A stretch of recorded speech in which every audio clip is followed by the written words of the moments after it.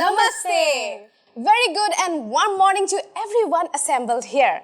I'm Chayanika Kashyap with my co-host Shreya. Welcome you on behalf of the entire team of Know Your Nature Quiz Contest. And it's time for us to introduce you our expert. And we have with us is Mrs. Kanta Agarwal. She herself is a poet. Apart from that, she is the Vice President of Marwari Hindi Pustakalay, Guwahati. बहुत-बहुत स्वागत है ma'am. Next expert we have with us is Brahmananda Patiri. He is an environmentalist and a forest officer. So Shreya, आओ अपने बच्चों के परिचय करा देते हैं. बिल्कुल, चलो. तो टीम सी में हमारे साथ आज फिर से मौजूद है Kangana Bhattacharya and Nazeena Hasan. Next team is Team D, who got entry to the quarter-final league round is Ragini Sharma and Rishad Halim Bora. Team C में हमारे साथ है Sabina Khanam Chowdhury and Aditya Majumdar. Welcome all of you to the quarter-final league round. So viewers, it's time for us to start the first round. So today we'll be discussing about one of the tribe, and that tribal community is the Missimi tribal community.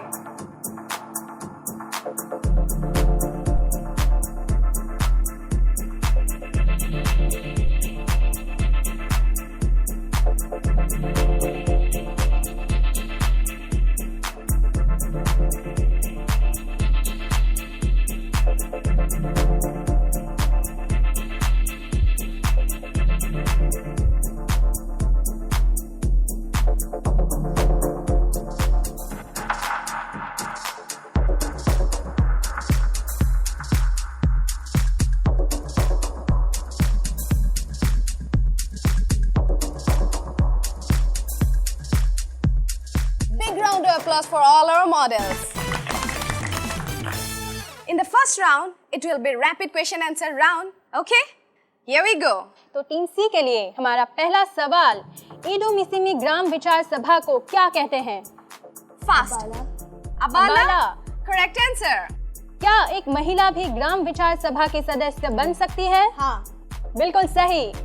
Edu मिसिमी विश्वास के अनुसार अगर कोई झूठ बोलता है तो उसके साथ क्या होता है? अगर कोई व्यक्ति झूठ बोलता है तो वो बीमारियों से पीड़ित होकर दुबला पतला बन जाता है.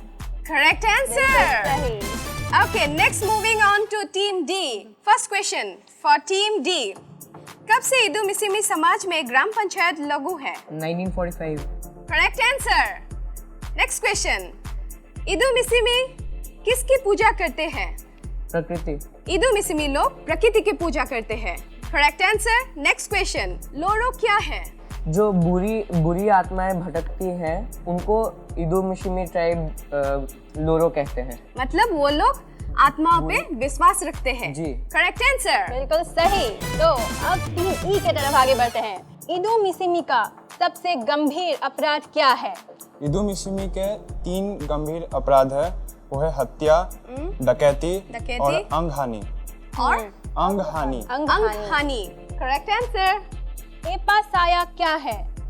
एपा साया जंगल में भटकती हुई आत्मा है. बिल्कुल सही. कौन शुद्ध बोली बोलते हैं? पुरोहित शुद्ध बोली बोलते. कौन? पुरोहित. Okay, correct answer. बिल्कुल सही.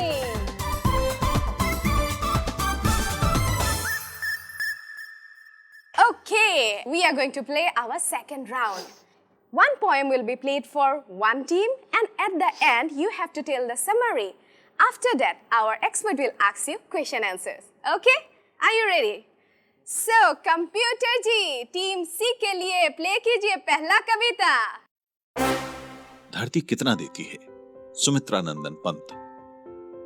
मैंने छुटपन में छिपकर पैसे बोए थे.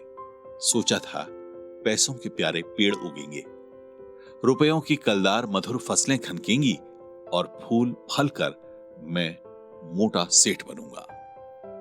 पर बंजर धरती में एक ना अंकुर फूटा, बंध्या मिट्टी ने ना एक भी पैसा उगला. सपने जाने कहां मिटे, कब धूल हो गए. रत्न प्रसवनी है वसुधा, अब समझ सका हूं. इसमें सच्ची समता के दाने बोने हैं, इसमें जन की क्षमता के दाने बोने हैं, इसमें मानव ममता के दाने बोने हैं, जिससे उगल सके फिर धूल सुनहली फसलें, मानवता की जीवन श्रम से हंसे दिशाएं, हम जैसा बोएंगे वैसा ही पाएंगे। So now I would like to move it on to our expert. Kangana और नाजीना, ठीक है, तो आप अपना सारांश प्रस्तुत कीजिए। प्रस्तुत कविता में कवि ने अपने बचपन में लालच में आकर 30 में पैसे बोए थे।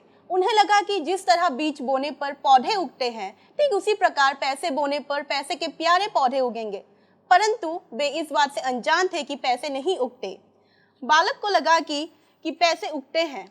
कई ऋतुएं आई और गई, परंतु पैसे नहीं उगे। बालक को लगा कि ये धरती बंजर है, इसमें पैदा करने की कोई शक्ति नहीं है। फिर से आसमान में गहरे काले काले बादल छा गए। फिर मिट्टी को गीला गीला कर दिया।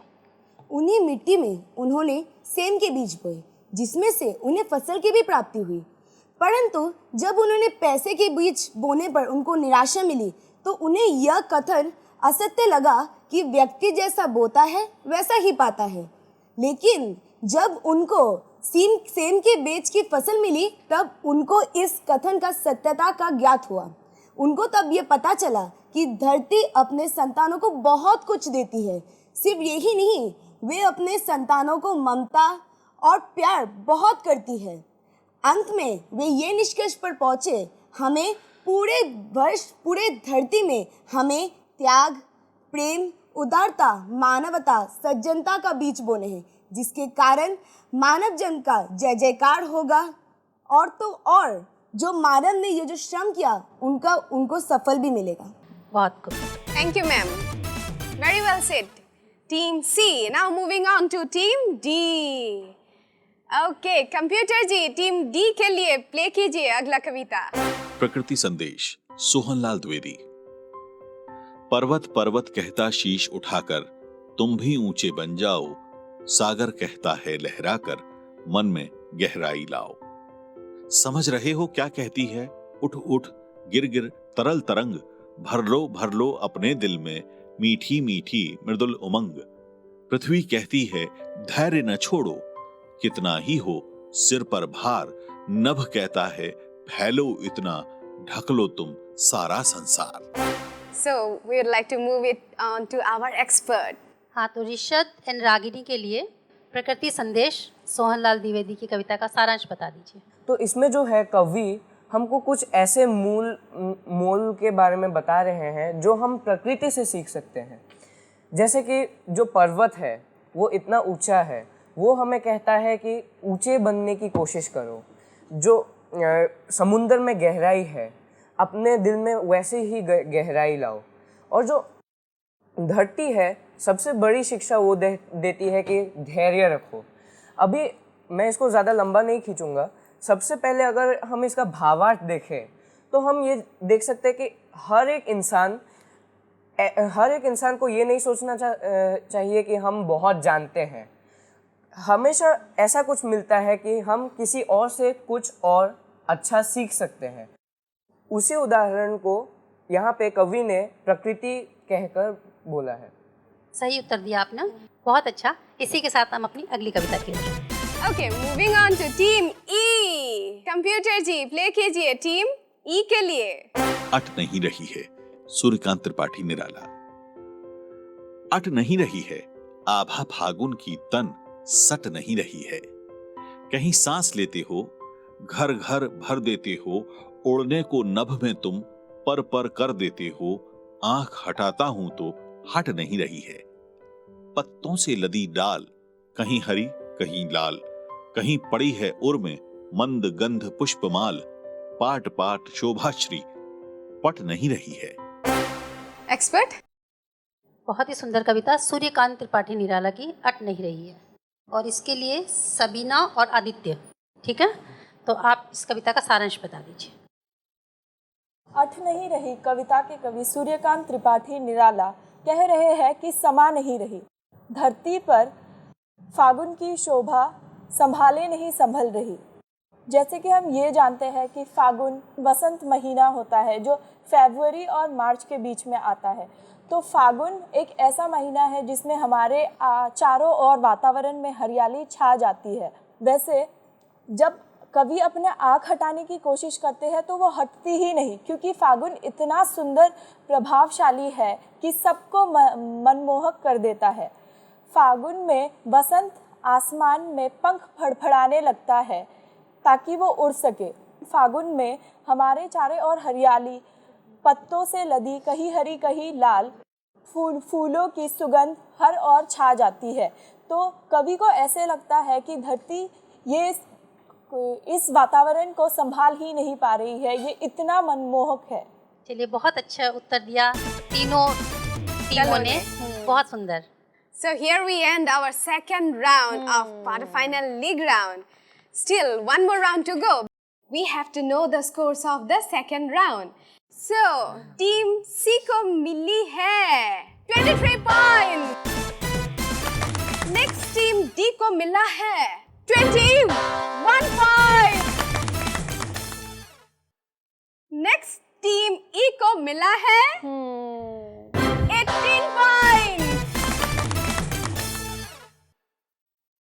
So, are you ready to play? The third and final round.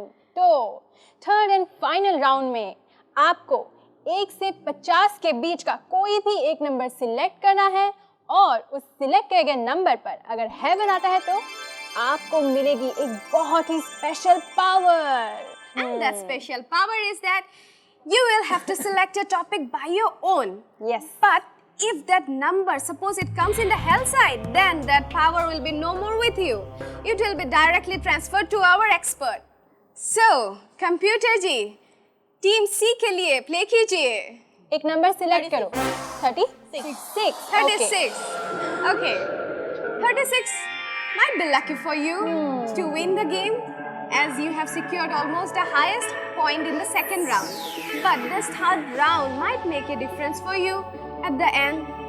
So number 36 might also take you to some unsafe zone. Okay? Okay, get ready. Here we go. 3 number अभी स्क्रीन पर आने वाले हैं हेवन पर। 3 numbers will be displayed in the heaven side and 1 number for hell. Yes.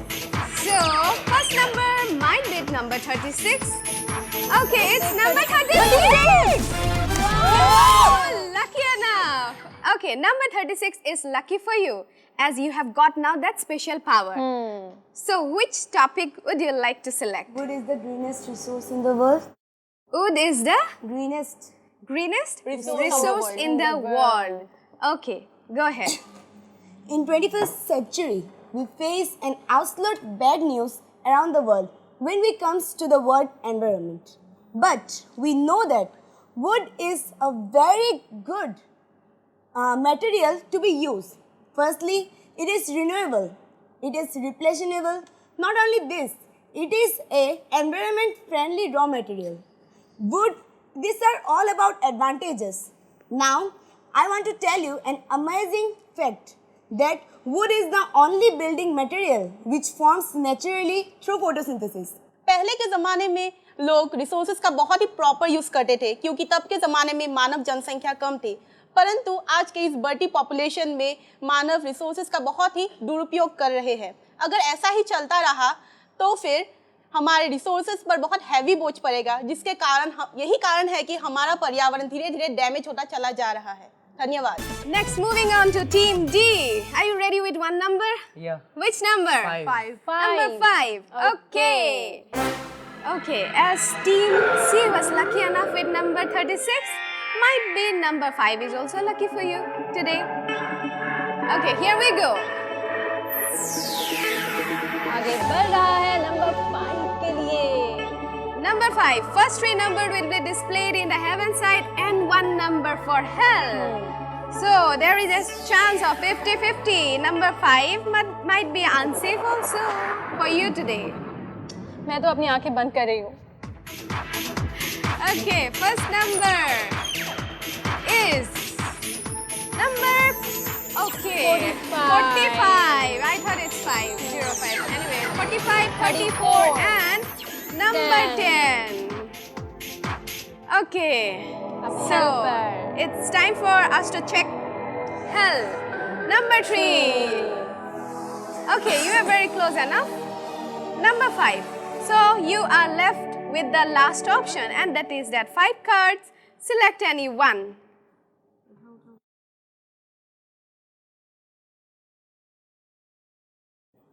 Okay.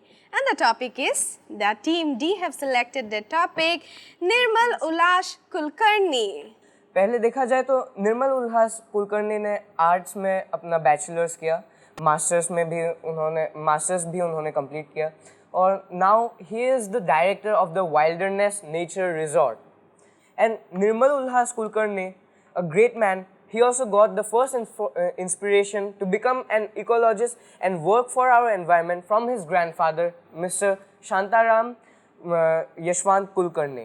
On those days, his grandfather told him about the ecology, the environment of Goa, and taught him about the ecosystem of the Konkan region. I think we should follow the steps of some great people like Nirmal Ulhas Kulkarni and try to save our ecosystem so that our future generation doesn't regret. Thank you. Thank you. Thank you. Expert? Thank you. They have spoken all about Nirmal Ulhas Kulkarni, and you have nicely spoken. Next, moving on to Team E. Are you ready with a number? Yes. Which number? 3. Number 3. Okay, computer ji play कीजिए Team E के लिए. Number 3 for Team D. Here we start the game. Okay. So as Team C got that special power, Team D have selected the last option, and now Team E, let's check whether it might be heaven or hell or the last option left for you. Number 3 have been selected by Team E, right? Number 3? Okay. Fingers crossed. तीन Let's number see. अभी आने वाले हैं. पहला number 49. Next is 36. Next is number 7. Okay. Next for hell. Number 3. Oh, it's 31. Okay. Last option left for you. Select any one card.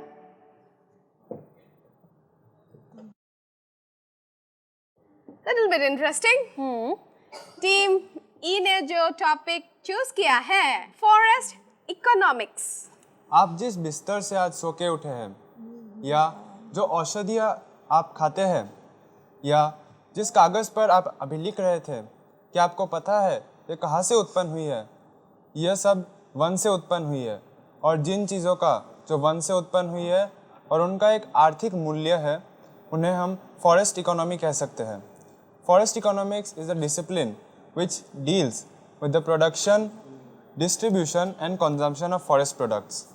तो मैं कहना चाहूँगा कि वन अर्थव्यवस्था में सबसे महत्वपूर्ण योगदान है वुड इंडस्ट्री या लकड़ी उद्योग का. पर हमें एक सच का सामना करना पड़ेगा कि लकड़ी हमें पेड़ काटने से मिलती है, जो कि हमारे पर्यावरण के संतुलन को बिगाड़ रही है. लकड़ी की तरह ही कागज़ भी एक ऐसी चीज़ है जो हमें पेड़ काटने से मिलती है, और हमें यह ध्यान रख के पेड़ काटने चाहिए कि हमारा पर्यावरण नष्ट ना हो. एक और उद्योग है जो कि बहुत महत्वपूर्ण है, वह है औषधि उद्योग या मेडिसिन इंडस्ट्री, जैसा कि मैंने अभी आपको बताया था. औषधियाँ ज़्यादातर वनों से मिलने वाली जड़ी बूटियों, पेड़ पौधों से बनती है. अगर पेड़ पौधे ही ना होते तो शायद आज हम औषधियाँ हमें उपलब्ध नहीं होती, और आज के ज़माने में जहाँ रोग तेज़ी से फैल रहे हैं, वैसे ज़माने में हमें औषधियों की बहुत ज़रूरत है. मैं कहना चाहूँगा कि ज़्यादा से ज़्यादा पेड़ लगाए, वनों को बचाए और लोगों को जागरूक करें कि वन काटने से क्या हानि पहुँच रही है हमें. धन्यवाद. Thank you. Thank you. You have spoken something about this forest economic. If there is no forest, there will be less water. That means you have to invest money on the water. If you have a land that is not fertile, After, if you use, chemical fertilizer, it will last for 2-3 years. After that, it will decline, and all microbes will die. Only forest can maintain the vigorous and growth. That is the best part of our economy. Thank you. Thank you, Thank you, sir. All of you have done very well, and it's time for us to know the scores of third round. And the scores are: Team C को मिली है 21 points. Next Team D को मिला है 24 points. Next Team E को मिला है 20 points. No worries. Today, your happy ending might not be as you have expected today, but that will make you special tomorrow. As it is the part of the game, we have to announce the final scores. Yes. Okay? So here we go. Team C को मिली है 54 points. Team D को मिली है 55 points. Team E को मिला है 48 points. Viewers, it's time for us to say you goodbye. फिर मिलेंगे with new question and answers, new ideas and new students in our next episode. Till then, take care. तब तक के लिए आप सभी का बहुत बहुत आभार, बहुत बहुत धन्यवाद. फिर मिलेंगे अगली कड़ी में. तब तक के लिए अलविदा.